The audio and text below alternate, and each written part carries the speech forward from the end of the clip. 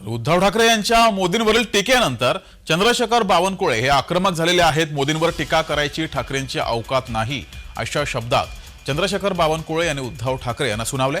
ठाकरेंचं हिंदूंवरील बेगडी प्रेम जनतेनं बघितलंय असं सुद्धा ट्विट केलेलं आहे। चंद्रशेखर बावनकुळे यांनी म्हटलंय।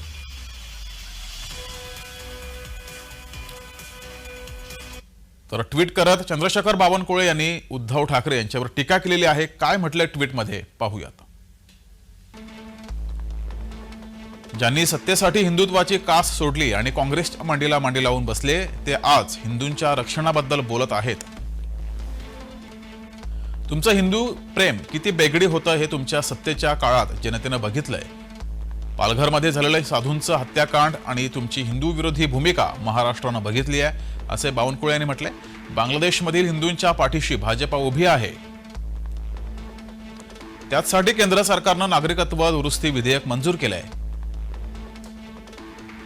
त्यावेळेस तुम्ही मात्र काँग्रेसला घाबरून राज्यसभेत बोटचेपी भूमिका घेतली।